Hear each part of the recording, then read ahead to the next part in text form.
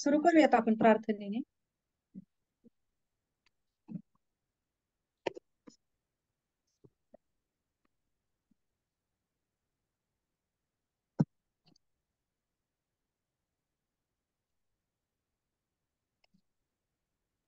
एकच हो मिनिट थांब मग जरा. एकच मिनिट थांब. एकच मिनिट. म्यूट ऑल केलेलं ते परत हे झालं. ओम अज्ञानतिमिराधस्य ज्ञानाञ्जनाशलाकया चक्षुरुन्मिलितं येन तस्मै श्रीगुरवे नमः। नमो विष्णुपदाय कृष्णप्रेष्ठाय भूतले श्रीमते भक्तिवेदान्त स्वामिनीति नामिने। नमस्ते सरस्वती देवे गौरवाणी प्रचारिणे निर्विशेष शून्यवादी पाश्चात्य देशकारिणे। जय श्री कृष्ण चैतन्य प्रभु नित्यानंद श्री अद्वैत भक्त वृंद। हरे कृष्णा कृष्णा कृष्णा हरे हरे, हरे राम राम राम हरे हरे।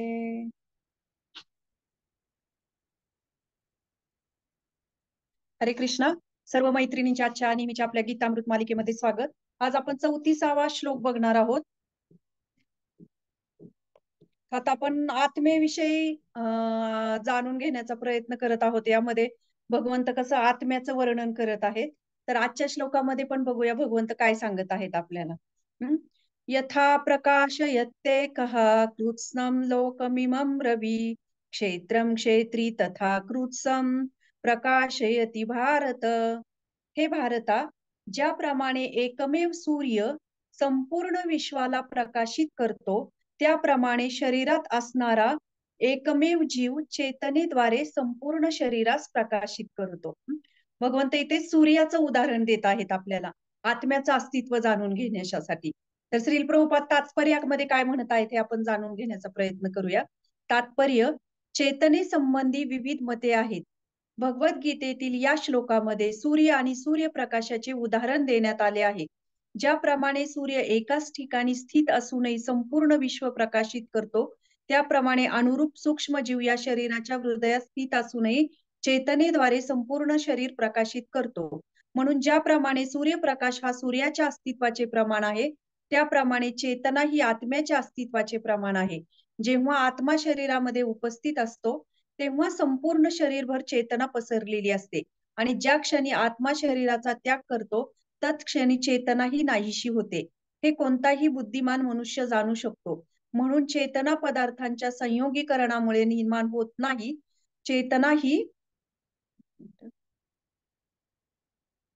ही जीवात्म्याचे लक्षण आहे। जीवाची चेतना जरी गुणात्मक दृष्ट्या परम चेतनेशी एकरूपच असली तरी ती श्रेष्ठ नाही, कारण एका विशिष्ट शरीरातील चेतना दुसरे शरीर व्याप्त करू शकत नाही। तथापि जीवाचा मित्र असणारा परमात्मा सर्व शरीरांमध्ये उपस्थित असतो आणि त्याला सर्व शरीरांची जाणीव असते। हाच परम चेतना आणि जीव चेतना यामधील भेद आहे। बघा, म्हणजे हा आत्मा किती अद्भुत आहे, की आत्म्याचं वर्णन किती, म्हणजे आत्मा हा असा विषय आहे की म्हणतात की त्याचं वर्णन असं अद्भुत असं भगवान श्रीकृष्णांनी गीतेत केलेलं आहे। म्हणजे किती हा विषय असा की कित्येक युगांपासून कित्येक काळांपासून अगदी विद्वान ज्ञानीजन या आत्म्याविषयी जाणून घेण्याचा प्रयत्न करतात। तर भगवंत एका श्लोकामध्ये म्हणतात, ह्या आत्म्याचं वर्णन करतात की भगवंत म्हणतात की हा आत्मा कसा आहे, अद्भुत आहे, विस्मयकारी आहे, आश्चर्यकारक आहे। आणि दुसरं म्हणजे भगवंत म्हणतात की हा समजून घेण्यास, आपण त्याविषयीचं ज्ञान ऐकल्यावरही आपल्याला तो समजून घेण्यास काय आहे, खूप अवघड आहे। तर हे आत्मा असा इतका अद्भुत आहे की वेगवेगळ्या ज्ञानी पुरुषांनाही की त्याच्याविषयी जाणून घेण्यासाठी अवघड जात आहे। म्हणजे इतका हा अद्भुत आणि विस्मयकारी असं वर्णन केलेलं आहे ह्या आत्म्याचं। मग आता हा आत्मा जो आहे तो आपण का जाणून घेऊ शकत नाही? कशामुळे बरं? जर आपल्याला आत्म्याचं जरी आता हे आपण ऐकतोय, पण तरीही आपल्याला काय होत आहे, त्या ज्ञानाची अनुभूती होत नाही। कशामुळे? तरी ते स्वतः साक्षात भगवंतच सांगत आहेत की तो किती आश्चर्यकारक आहे। आणि तो आश्चर्यकारक असं म्हणजे आत्म्याचं ज्ञान आपण ऐकूनही जाणून घेऊ शकत नाही।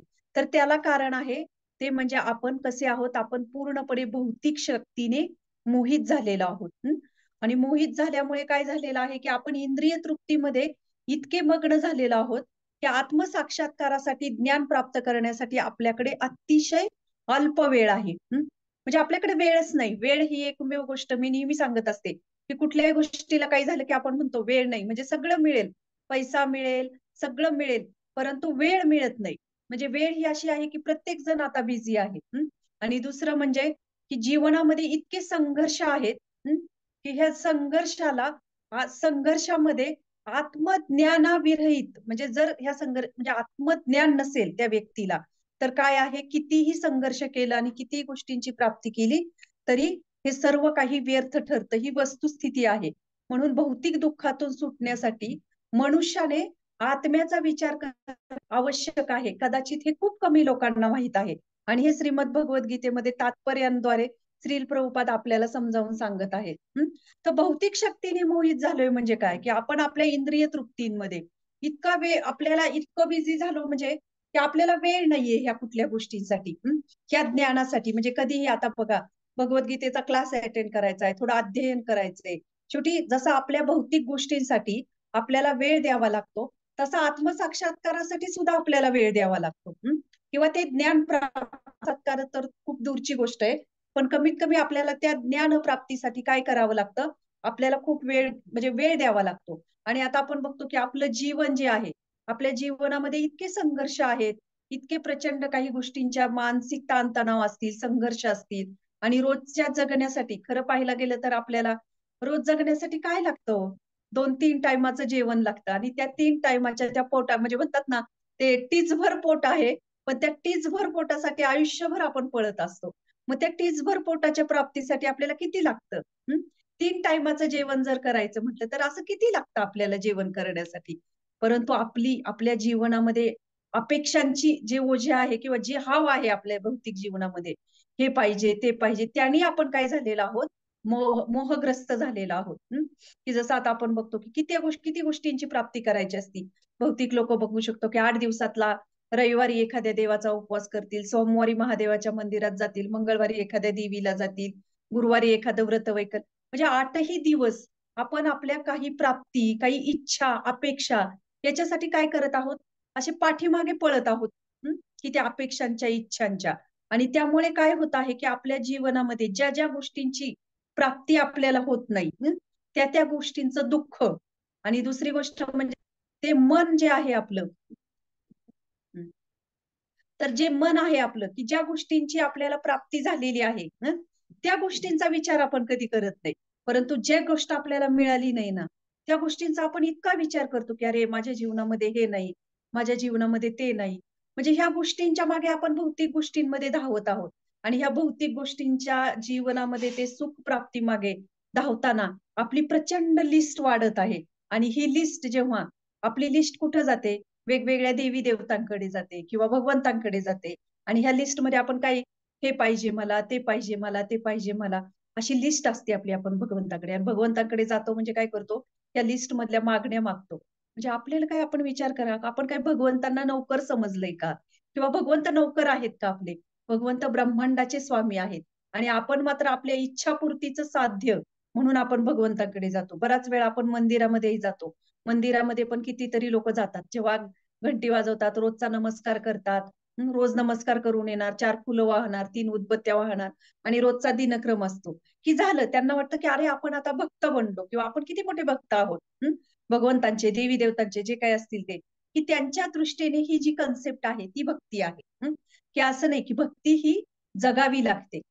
भक्ती ही प्रिन्सिपली नाहीये फक्त. म्हणजे गेलो आपण आणि घंटी वाजवली, 2 उदबत्त्या, फुलं, काही काही थोडी खडीसाखर वाहिली आणि रोजचा दिनक्रम असला की आपलं, अरे मी रोज दर्शनाला जातो. माझी किती भक्ती, माझी किती श्रद्धा आहे. ही म्हणजे भक्ती नाही. तर यासाठी आपल्या आपल्या जीवनामध्ये आपल्याला आपल्या इतक्या गोष्टी म्हणजे इतक्या गोष्टींचा हव्यास आहे.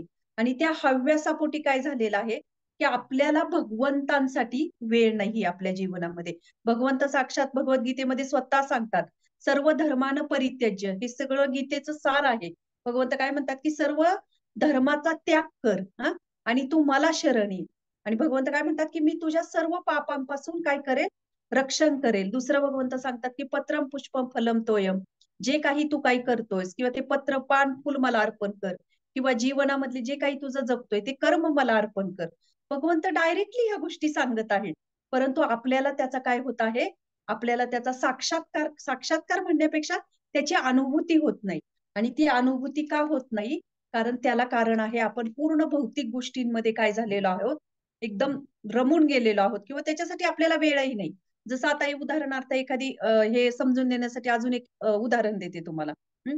की जर एखादी व्यक्ती आजारी आहे, रोगी व्यक्ती आहे हं, आणि त्या रोगी व्यक्तीला तुम्ही कितीही म्हणजे तिचा आजार पण तिच्या ह्याच्यात ती इतकी व्यापून गेलेली आहे आणि जेव्हा आपण तिच्यापाशी जाऊ आणि तिच्यापाशी एकदम असं छान ही इकडली पिकनिक, तिकडली पिकनिक, ही ट्रिप, तो एन्जॉय, हे एन्जॉय आणि हे जीवनामध्ये आहे, ते आहे, ही घटना अशी घडली किंवा एखादी आनंददायी घटनेचं वर्णन आपण त्या व्यक्तीपाशी कितीही केलं, तरी त्या व्यक्तीला ते स्पर्श करेल का हो?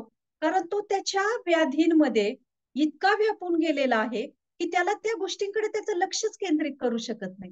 अगदी तसंच आपण सुद्धा ह्या भौतिक रोगाने पछाडलेलो आहोत. आपण सुद्धा काय आहोत, ह्या भौतिक जगामध्ये काय आहोत, एक पेशंट आहोत हां.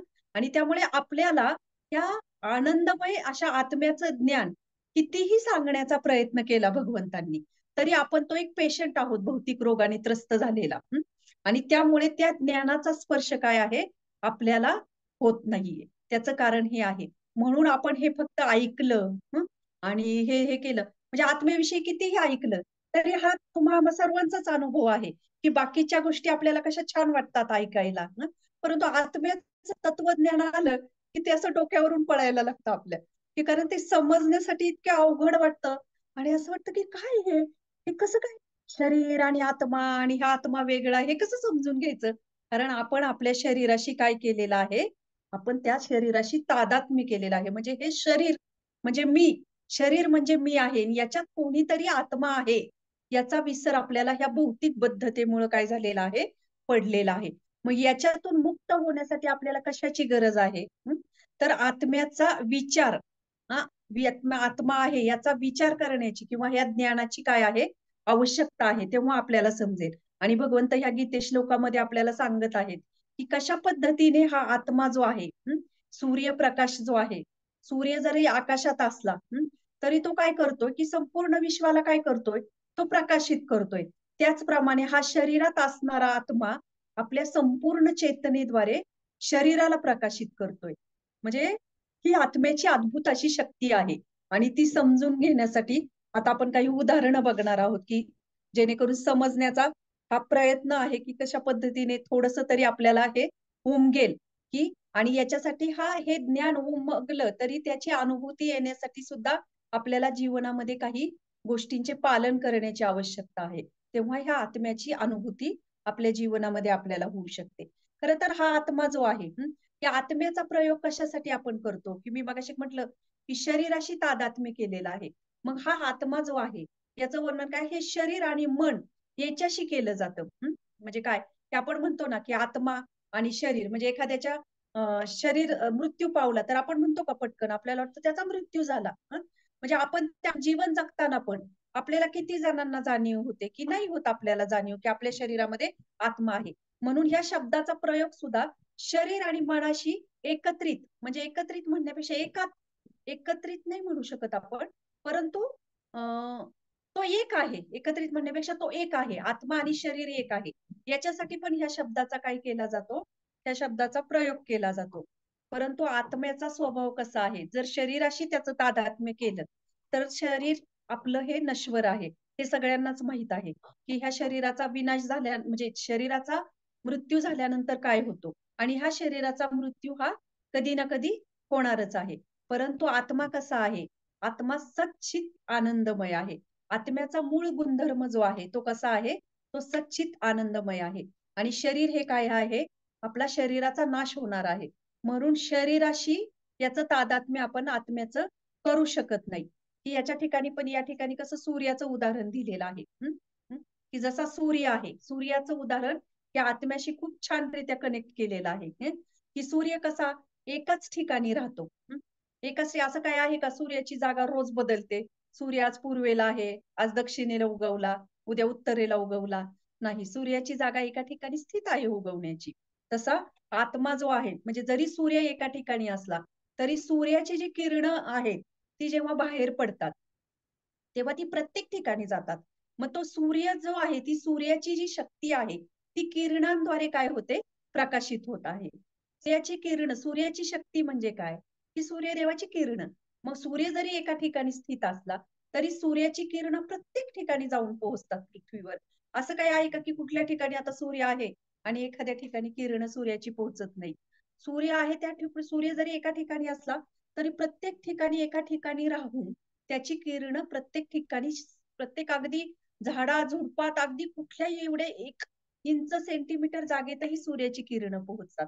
तसाच आत्मा जो आहे ना, हा आत्मा शरीरामध्ये एका ठिकाणी स्थित आहे. त्याची जागा आपल्याला सगळ्यांना माहीत आहे, की हृदयामध्ये आहे.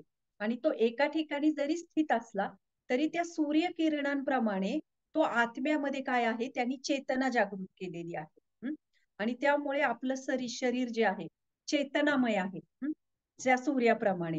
जशी सूर्याची शक्ती सूर्यकिरणं, तशी आत्म्याची शक्ती ही चेतना आहे. आणि ती चेतना आपल्या शरीरामध्ये हे प्रूव्ह करते, की जोपर्यंत ही चेतना आपल्या शरीरामध्ये असते, तोपर्यंत हे शरीर सजीव राहते. आणि ज्या क्षणी आत्मा हा देह त्यागतो, त्या क्षणी काय होतं? तो आत्मा देह त्यातली त्यातली चेतना नाहीशी होते.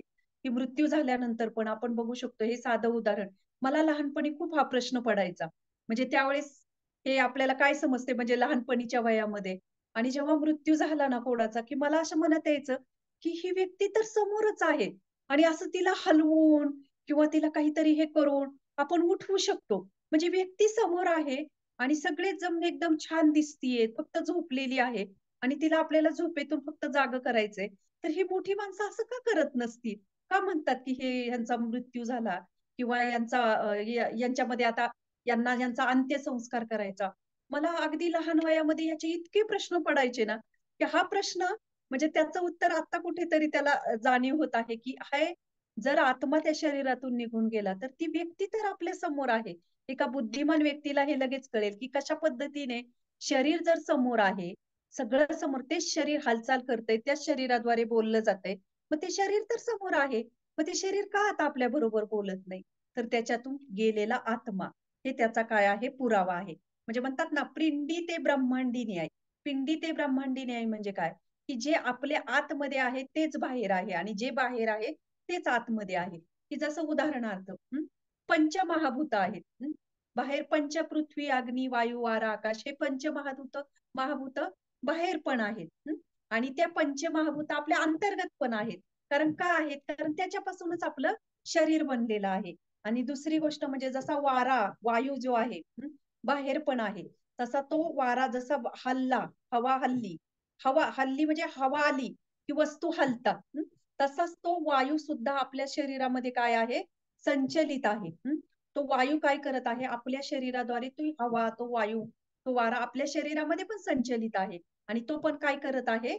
आपल्यामध्ये ती शक्ती जागृत करत आहे. आपण म्हणतो ना, शरीरामधला वायू, वायू म्हणजे अपान वायू असेल, वेगवेगळे वायू आता त्याच्यामध्ये दीपा माताजी छान सांगू शकल्या असत्या खरं तर. तर याच्यामध्ये तर असे वेगवेगळे जे वायू आहेत, त्या वायूद्वारे आपलं काय होत असतं? शरीर अंतर्गत पण शरीर चाललेलं असतं. म्हणजे पिंडी ते ब्रह्मांडी. म्हणजे हे जे बघतो आपण, की पंचमहाभूत, हवा, वायू हे सगळं आपल्या शरीराच्या अंतर्गत पण आहे आणि बाहेर पण आहे. मग तसंच आत्मा हा आपला अंतर्गत जरी असला, तरी बाह्य दृष्टीने काय आहे? आपल्या शरीरामध्ये आपण बघू शकतो, की ही चेतना जागृत आहे. तोपर्यंत हे शरीर काय आहे? शरीर आपल्याला जिवंत, जिवंत म्हणजे त्याच्यामध्ये चेतना दिसते. मग आता बऱ्याच वेळा असा एक प्रश्न हे केला जातो, की पशूंमध्ये पशु असतील किंवा प्राणी असतील यांच्यामध्ये आत्मा नाहीये. बऱ्याच वेळा असं पण एक तत्वज्ञान आहे, की मांसाहार करताना असा एक धर्म आहे, की त्याच्यामध्ये म्हटलं जातं, की अरे त्यांच्यामध्ये हे नाहीये, आत्मा नाहीये. अशी फिलॉसॉफी आहे त्यांच्या धर्माची. तर विचार करा पशु आणि मनुष्य यांच्यामध्ये समान लक्षणं आहेत. जर एखादा पशु असेल, पक्षी असेल, त्याच्यामध्ये आपण बघतो, की त्यालाही जेवण लागतं, आहार लागतो, निद्रा त्यालाही गरज आहे. भीती त्यालाही असते त्याच्या प्राण जाण्याची किंवा त्याला कुणी त्याच्यावर काय अटॅक करतंय किंवा हल्ला करतंय. हे प्राण्यांनाही भीती असते. मैथून हे त्यांच्यामध्येही पण आहे. म्हणजे आहार, निद्रा, भय, मैथून हे जसे मनुष्यामध्ये आहेत, तसे प्राण्यांमध्येही आहे. असं काही आहे का प्राण्यांमध्ये वेगळा नियम काही लागू आहे? प्राण्यांना भूक लागत नाही किंवा त्यांना झोप येत नाही. हे चारही गोष्टी पशूंमध्ये पण आहेत आणि मनुष्यामध्ये पण आहेत. आणि प्राण्यांमध्ये जेव्हा प्राण्यांचाही जीव म्हणजे प्राणीही मृत होतात, तेव्हा असं काही आहे का की प्राण्यांचं शरीर अदृश्य होतं, की अचानक गायब होतं? त्यांचंही शरीर आपल्या समोर असतं. म्हणजे त्यांच्या आणि आपल्या शरीरामध्ये आत्मा आहे. मग आपण कसं म्हणू शकतो असं की प्राण्यांमध्ये आत्मा नाही? तर हा आत्मा अगदी छोट्या जीवापासून अगदी देव मासा, समुद्रातला किती मोठा मासा असेल, प्रत्येकाच्या शरीरात तो आत्मा आहे आणि त्या आत्म्याचा आकार तेवढाच आहे. प्रत्येकाच्या शरीरामध्ये प्रत्येक जीवापासून म्हणजे दही जे बनवलं तर त्याच्यामध्ये किती बॅक्टेरिया असतात दह्यामध्ये? हजारो बॅक्टेरिया असतात. तर त्या प्रत्येकामध्ये आपण बघू शकतो की प्रत्येकामध्ये तो काय आहे? तो आत्मा आहे आणि त्या आत्म्याचं जोपर्यंत अस्तित्व आहे, तोपर्यंत पशु असतील, प्राणी असतील, मनुष्य असतील, तोपर्यंत काय झालेलं आहे? तोपर्यंत ते जिवंत आहे. त्यांच्यामध्ये चेतना आहे. बाह्य आवरण जर शरीराचं जे बाह्य आवरण जे आहे, की आत्म्याने काय केलेलं आहे? हे शरीर म्हणजे एक बाह्य आवरण घेतलेलं आहे. आत्मा काय करतोय, की त्याच्या इच्छांनुसार, त्याच्या ज्या काही वासना आहेत, त्यानुसार तो शरीर ते धारण करतो. ते त्या शरीराचा आकार त्याला प्राप्त होतो. म्हणजे कधी प्राण्यांचा असेल, कधी मनुष्याचा असेल. जर आता हँड ग्लोव्हज असेल हातामध्ये, आपल्याला जर घालायचं असेल, तर त्या हँड ग्लोव्हजचा आकार कसा असतो? आपल्या हाताप्रमाणे असतो, की आपले हात त्या हँड ग्लोव्हज प्रमाणे असतात. की हँड ग्लोव्हज जो आपल्या हाताचा आकार आहे त्याप्रमाणे असतात. अगदी आत्म्याचंही तसंच आहे. की हा आत्मा जो आहे, तो आत्मा त्याच्या इच्छा आकांक्षानुसार त्याच्या त्याच्या काही त्याच्या ज्या मनाच्या आपल्या ह्या वासना असतील, त्यानुसार तो काय करतो? ते शरीर धारण करतो.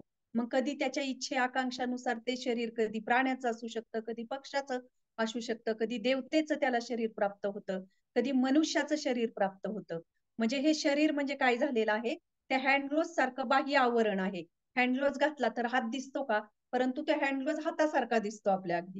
म्हणजे दुसरा हातच वाटतो. अगदी तसंच बघ आत्मा सुद्धा अशा पद्धतीने वेगवेगळे देह धारण करत असतो त्याच्या आणि म्हणून त्या आकार आत्म्याचे आत्मा तोच राहतो, परंतु परंतु काय आहे? शरीराचे आकार बदलतात. आता बराच वेळा असा प्रश्न येतो, की म्हणजे हे येतं, की आपल्याला आता आपण बघतो, की आपली टेक्नॉलॉजी खूप पुढे गेलेली आहे. टेस्ट टू बेबी हे सगळ्यांनाच हे माहीत आहे, की कशा पद्धतीने त्याच्यामध्ये हे केलं जातं, की मनुष्य आणि हे आपण बघितलं, की आत्मा हा सगळ्यांच्यात आहे. मग हा आत्मा आपण तयार करू शकतो का? की जसं आत्ताची ही जी टेक्नॉलॉजी आली आहे, की बाहेर टेस्ट ट्यूब बेबीद्वारे शिशूंना विकसित करण्यासाठी वैज्ञानिक कशा पद्धतीचा त्याचा प्रयोग करतात. तर त्या ज्या कोशिका असतात, म्हणजे काय आहे, त्या पेशी ज्या असतात, तर त्या पेशींद्वारे ते काय करतात, की ते त्या कोशिकांचा वापर करतात. त्याच्यामध्ये टेस्ट ट्यूब बेबीमध्ये किंवा वनस्पतींचं ग्राफ्टिंग असेल किंवा पशूंचं क्लोनिंग असेल, हे करताना पण ते त्या पेशी वापरतात. मग आता हे करताना हे आपण बघू शकतो, की हे जे करताना पेशी वापरतात म्हणजे काय, की त्या सजीव पेशी आहेत. मग याची जर निर्मिती करायची असेल, तर काय करावं लागतंय, की निर्मिती म्हणू शकत नाही आपण, की त्याचं क्लोनिंग असेल किंवा ग्राफ्टिंग असेल किंवा टेस्ट बेबी असेल, तर ते करताना मृत पदार्थांपासून जीवाची उत्पत्ती करू शकत नाही. कोण म्हणजे हे जे करताना ते काय करत आहेत, की ते जीव सजीव गोष्टी घेत आहेत. जसं पेशी आहेत. कोशिका म्हणजेच पेशी. मग आता ते जे घेताना ती निर्मिती त्यांची निर्मिती आहे का? तर ती भगवंतांची निर्मिती आहे. म्हणजे सजीव गोष्टींची निर्मिती करण्यासाठी मृत गोष्टींपासून सजीव गोष्टीची निर्मिती होऊ शकत नाही. आणि हे जे करताना ते काय करतायत, की भौतिक तत्व मिसळतायत फक्त. आणि हे भौतिक तत्व पण कसे आहेत? बाह्यदृष्ट्या पेशी हे घेणं, हे करताना सुद्धा काय करत आहेत? त्या सजीव आहेत, की जी स्वतःची निर्मिती नाही. ती भगवंतांनी निर्मित केलेलं आहे आणि त्या तत्वांना मिसळून ते काय करत आहेत? आत्म्याला राहण्यासाठी योग्य निवासस्थानाची ती निर्मिती करतात. म्हणजे याच्यामध्ये असं नाहीये, की त्याच्यामध्ये आत्मा आला. त्याला सुद्धा संयोग लागतो, योग लागतो. म्हणजे त्याच्यासाठी प्रयोग करणं आपल्या हातात आहे. परंतु त्याचा संयोग होणं आणि त्याच्यामध्ये आत्मा येणं हे भगवंतच करू शकतात. ते आपण करू शकत नाही. म्हणून याद्वारे काय केलं जातं? फक्त याद्वारे त्या आत्म्याला म्हणजे त्या राहण्यासाठी योग्य निवासस्थानाची निर्मिती केली जाते. परंतु तो आत्मा त्याच्यात येईल का नाही हे आपल्या हातात नाही. आणि हे करताना सुद्धा काय केलं जातं? भौतिक गोष्टींचा आधार घेतला जातो. त्यामध्ये पण काय? सजीव गोष्टींचा. जसं पेशी आहेत. जसं आता उदाहरण अजून एक सांगते, की जर हा मूल हे करायचं असेल, जन्माला घालायचं असेल, तर स्त्री पुरुष एकत्रित येतात. ही झाली अंतर्गत क्रिया.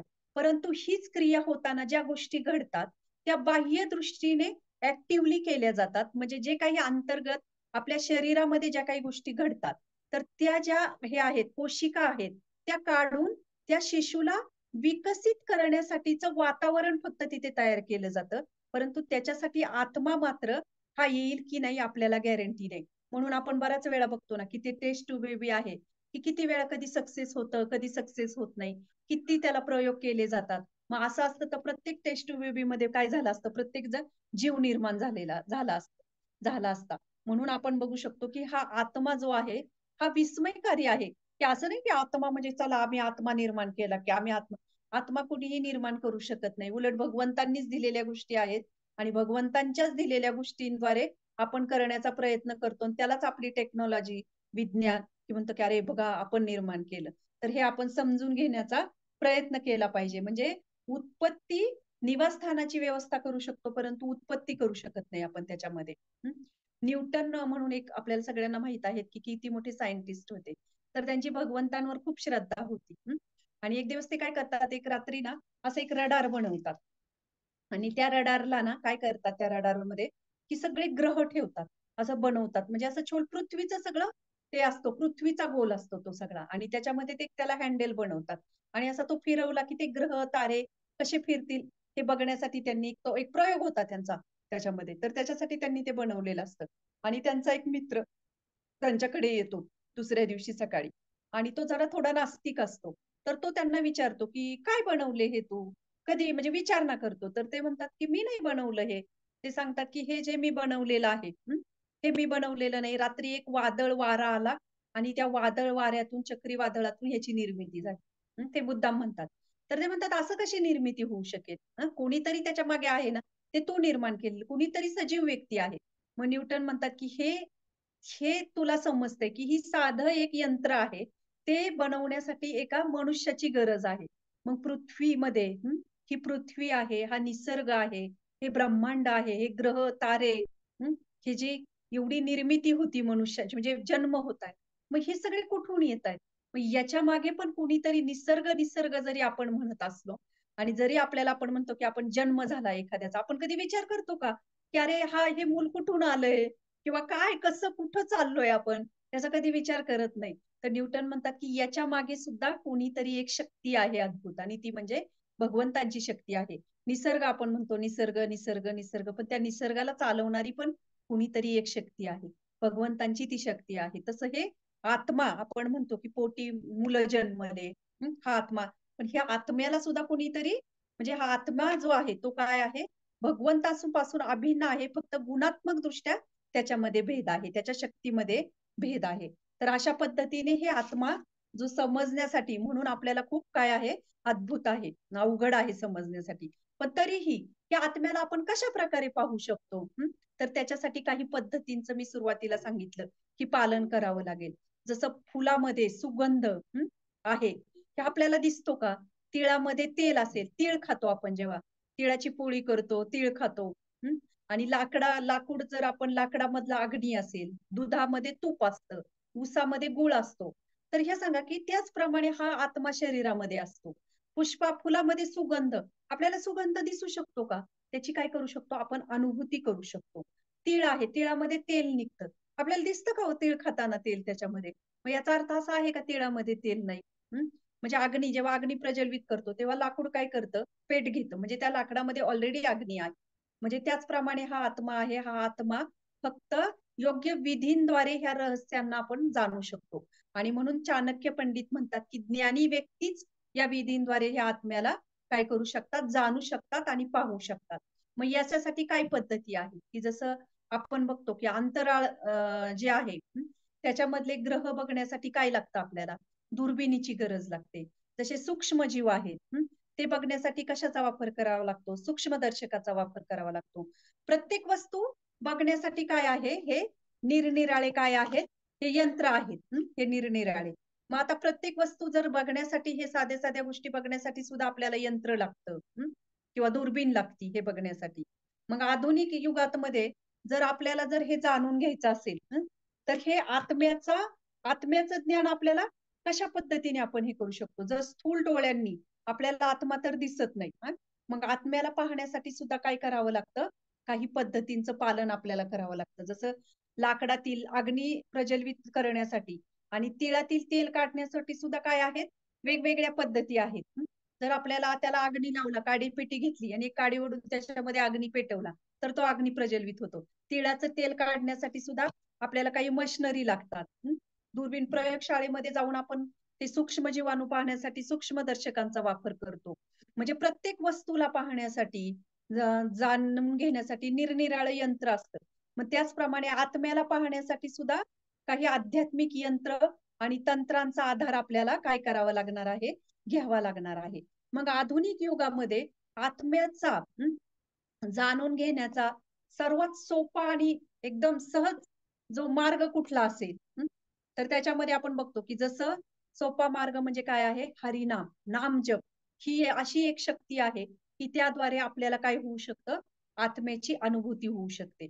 जसा सूर्योदय होतो, सूर्योदय झाल्यानंतर जशी सूर्यकिरण सगळीकडे म्हणजे प्रसरण होतात त्याची सूर्याची किरण, तसं काय होतं की पूर्ण असं हे होतं ना, सर्वत्र प्रसारित होतं तसं म्हणजे पूर्ण प्रकाशमय होतं सगळं. जसा अंधकार असेल, हळूहळू जो अंधार आहे, जसा जसा सूर्य वर येतो आणि सूर्याची किरण वर येतात तसा तो काय करतो, तो अंधार पूर्ण नाहीसा करतो. त्याचप्रमाणे आपल्या हृदयामध्ये सुद्धा आत्म्याची अनुभूती होता, हृदयात आत्मानुभूती होताच आपल्याला हृदयामध्ये सुद्धा शुद्धता, प्रेम, दया आणि सेवाभाव, तसेच आत्म्याविषयीची ह्या ज्ञानाची अनुभूती, नम्रता यासारख्या दिव्य गुणांनी आपण सुद्धा काय होतं, उजळून निघतो. म्हणजे जसं सूर्यप्रकाश सकाळी सकाळी आपलं किती छान वाटतं ना, असं कोवळं सूर्य असा वर आलेला आणि एकदम प्रकाशमय दिसतं सगळं. त्या कोवळ्या उन्हाचा असा सगळीकडे असं सूर्यकिरण प्रसरलेली असतात आणि इतकं सुंदर ते वातावरण असतं सकाळच्या वेळेमध्ये सूर्याचा उदय होतात.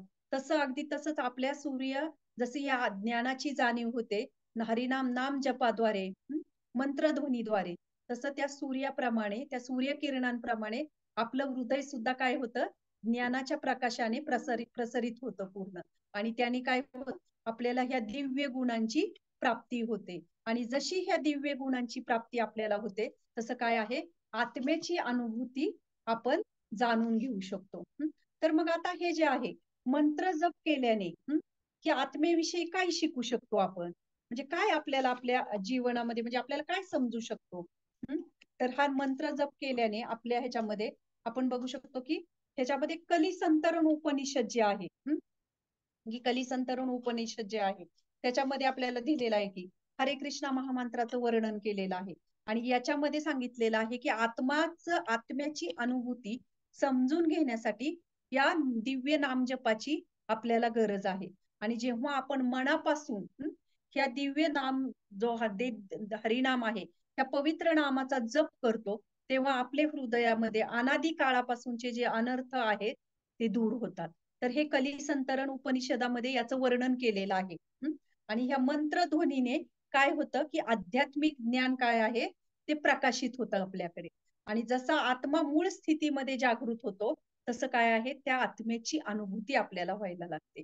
म्हणून हे आत्म्याचं ज्ञान जे आहे ते फक्त ऐकण्यासाठी नाहीये, तर त्याची अनुभूती, त्याचा साक्षात्कार कधी येऊ शकतो, तर या विधींचं पालन आपल्या जीवनामध्ये घेऊ, तेव्हाच आपल्याला त्याचा त्याचा साक्षात्कार होऊ शकतो. म्हणून आपण बघतो की वेगवेगळे संत आहेत जे होऊन गेलेले आहेत, ते का सांगतात, तुकाराम महाराजांच्या अभंगामध्ये तर तुम्हाला हे कितीतरी वर्णन भेटेल. पण त्याच्यामध्ये ते का सांगत आहेत, कारण त्याचा साक्षात्कार त्यांना झालेला आहे. आणि तो का झालेला आहे, कारण त्यांनी हरिनामाचा आधार घेतलेला आहे. जसं आपण झोपतो, उदाहरण समजून देण्यासाठी अजून एक म्हणजे एक समजून देण्यासाठी अजून एक उदाहरण देते. जेव्हा आपण गाढ झोपतो तेव्हा काय असतं की आपली पूर्ण इंद्रिय काय आहेत, निष्क्रिय होतात. गाढ झोपल्यानंतर आपल्याला बाह्य गोष्टींची कुठली जाणीव होते का? मग त्याच्यामध्ये जेव्हा आपण गाढ झोपतो तेव्हा फक्त आपले कर्ण इंद्रिय जे आहेत ते सक्रिय असतात. म्हणून तर आपण बघतो ना, सकाळी उठण्यासाठी आपण अलार्म का लावतो, कारण ते आपले फक्त कर्ण इंद्रिय जे आहेत ना ते जागृत असतात. म्हणून आपण सकाळी अलार्म लावतो, नाहीतर आपण कुशाने पटकन जागे होत नाही. मग हे त्याचप्रमाणे ह्या आत्म्याला जर जागृत करायचं असेल, तर आपल्याला सुद्धा एका आध्यात्मिक ध्वनीचा आधार घ्यावा लागणार आहे. आणि तो आध्यात्मिक ध्वनी म्हणजे निरंतर नामजप. हरे कृष्णा कृष्णा कृष्णा हरे हरे, हरे राम राम राम हरे हरे.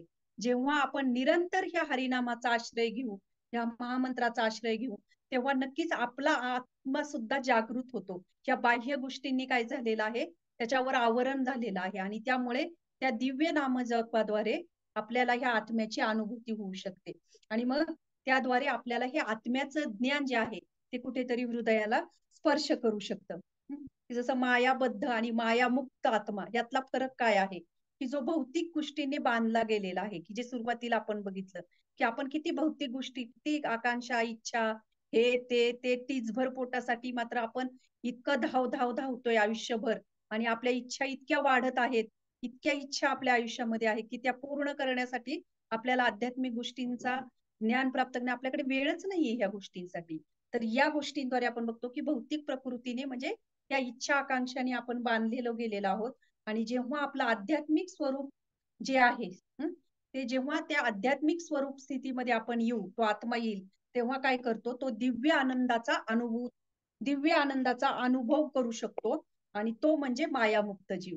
तर हा दिव्य आनंद जो आहे, की आपल्याला का आध्यात्मिक जीवनामध्ये आनंद मिळत नाही, कारण ह्याचं ज्ञान आपल्या हृदयाला काय झालेलं आहे, स्पर्श केलेलं नाही.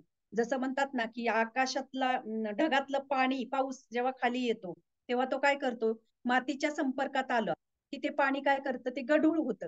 तसंच आत्मा सुद्धा विशुद्ध आहे, परंतु ह्या भौतिक जगतातील या तत्वांच्या संपर्कात तो आल्यामुळे काय आलेला आहे, तो दूषित झालेला आहे.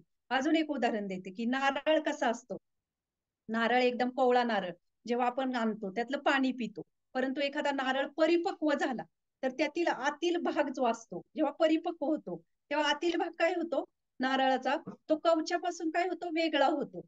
त्याचप्रमाणे जीवात्मा सुद्धा हे आध्यात्मिक ज्ञान प्राप्त होतं तेव्हा तो काय करतो, ते शरीराशी त्याचं जे तादात्म्य आहे, की शरीर आणि आत्मा एकच आहे, हे ते सोडून तो आपोआप मुक्त होतो. म्हणून समस्त भौतिक गोष्टींपासून तो काय होतो, त्या दूषित गोष्टींपासून तो मुक्त झालेला आत्मा वास्तविक आनंदाचा, आध्यात्मिक आनंदाचा काय करू शकतो, अनुभव करू शकतो. आणि त्याच्यासाठी जी पद्धत दिलेली आहे, तर ती कलिसंतरण उपनिषदामध्ये पण दिलेली आहे.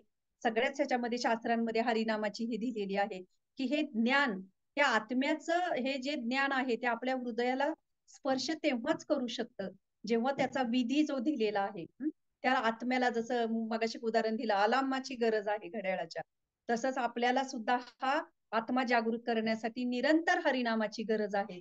त्यामुळे आपण प्रयत्न करूया, भगवान श्रीकृष्णांनी हे दिलेलं जे ज्ञान आहे ते आपल्या हृदयाला स्पर्श करू दे, त्या ज्ञानाची अनुभूती येऊ दे. आणि हे त्याचा जो विधी आहे तो प्रामाणिकपणे पालन करण्यासाठी, जसं हरे कृष्णा कृष्णा कृष्णा हरे हरे, हरे राम राम राम हरे हरे, या महामंत्राचा, या हरिनामाचा आश्रय आपण आपल्या जीवनामध्ये घेऊ आणि नक्कीच भगवान श्रीकृष्णांची कृपा कधी ना कधी आपल्याला प्राप्त होईल, आपल्याला हे आत्म्याचं ज्ञान आपल्याला आपल्या जीवनामध्ये उमगू शकेल.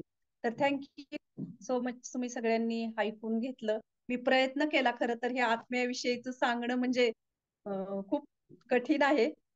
तर याच्यावर कोणाला काही प्रश्न असतील किंवा कोणाचे काही कमेंट्स असतील तर प्लीज तुम्ही शेअर करू शकता किंवा प्रश्नही विचारू शकता. सेटिंग चेंज करावं लागेल. प्रतिभा माताजी, सेटिंग चेंज करताय का? हो हो हो, ते माताजी, एक मिनिट. Sure. सगळं सेटिंग.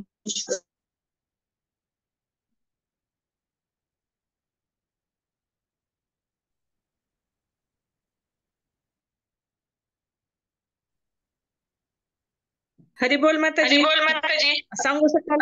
हा हा, झालंय कोणाला झालंय काही ना प्रश्न? सेटिंगचं? हो, झालं. कोणाला काही प्रश्न असतील किंवा कोणाचे काही कमेंट्स असतील तर प्लीज तुम्ही शेअर करू शकता, किंवा काही प्रश्न नसतील तर मग आपण थांबवू शकतो.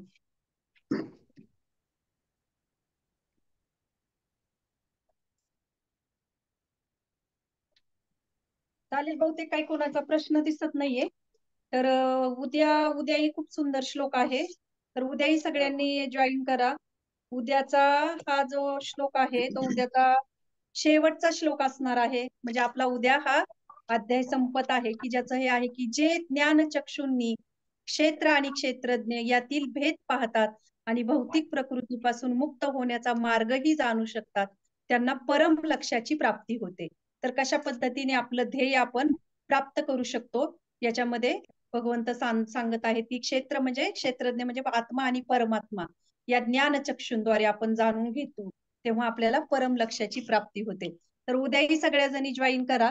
उद्या हा शेवटचा श्लोक असेल, म्हणजे आपला रविवारपासून 14वा अध्याय सुरू होईल. Thank you so much. थांबूयात का माताजी, जर काही नसेल कोणाचं काही तर? बोल माताजी.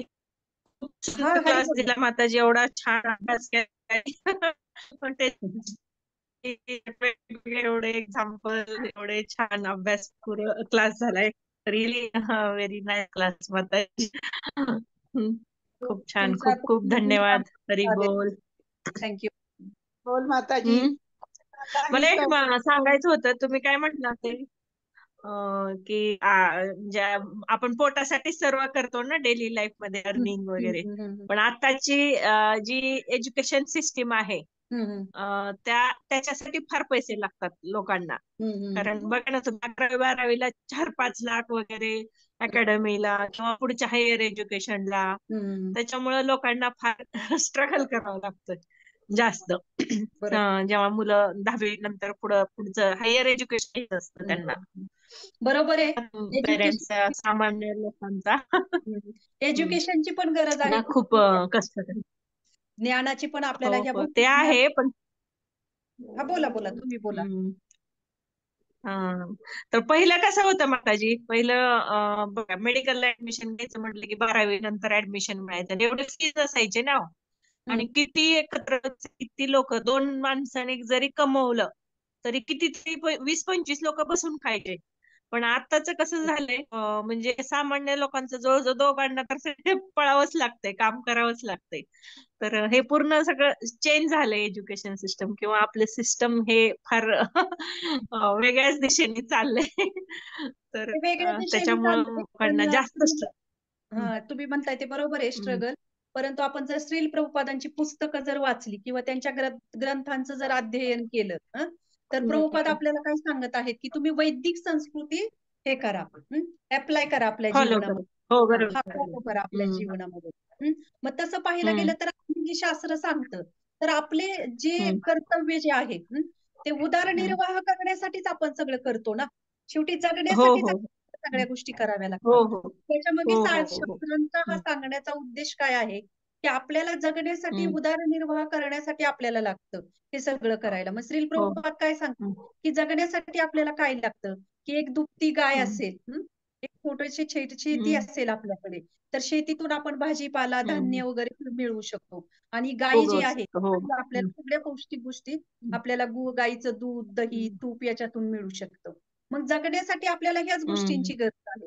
परंतु आताच हे हो जे हो बदल जे झालेले आहेत, मग त्याला तर प्रभुपाद हे करायचे ना, की हा जो बदल झालेला आहे, की ही गोष्टींचे काय आहे, की आता साधं घर असेल एखाद्याला, तर त्याला वाटतं की पुढं मला अजून काहीतरी मोठं पाहिजे. एखादी कार असेल छोटी, तर अजून मोठी कार पाहिजे, हे पाहिजे.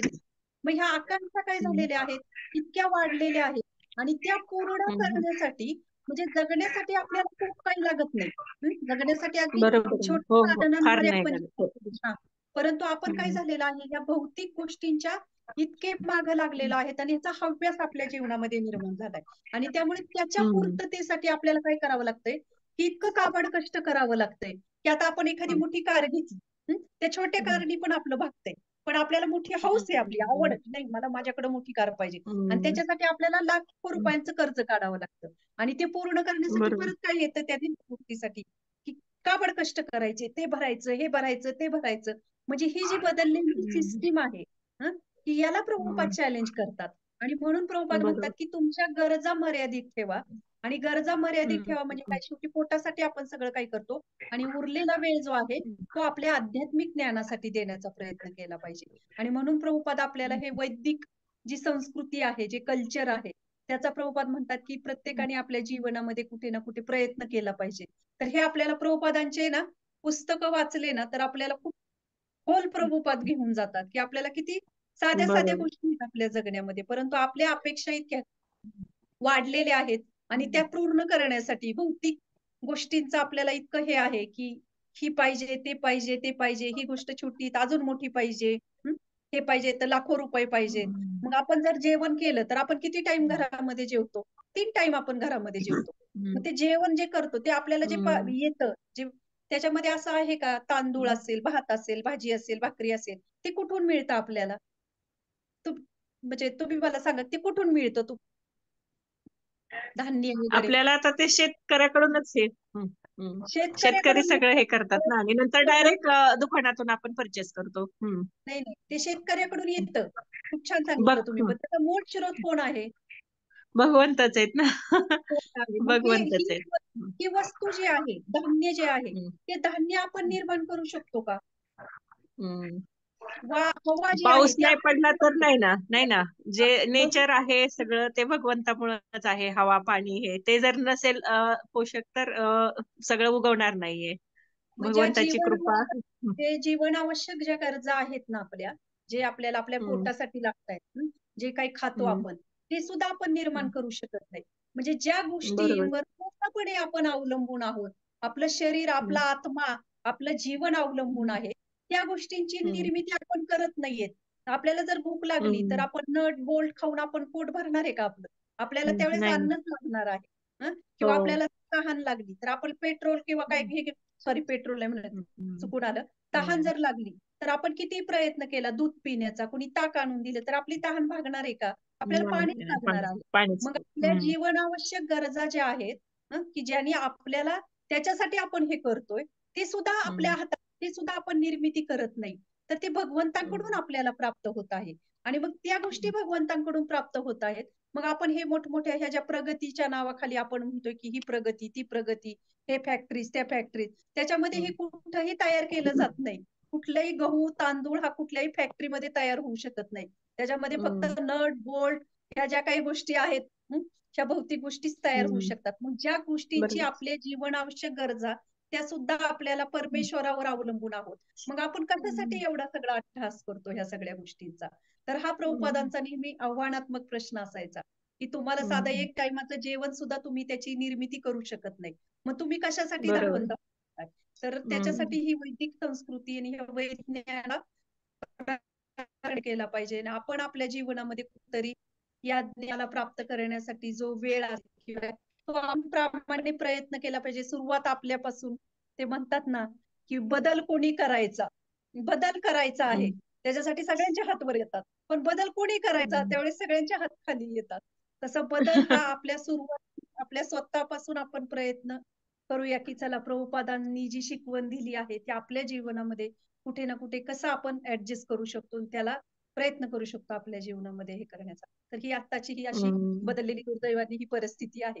परंतु आपण हम्म. प्रभुपादांचं ज्ञान प्राप्त करून नक्कीच आपण त्याच्यामध्ये आपण प्रयत्न करू शकतो. म्हणतात ना, हो. ते खारुताईचा का होईना वाटा, भले आपण खूप हनुमानजींसारखं करू शकत नाही.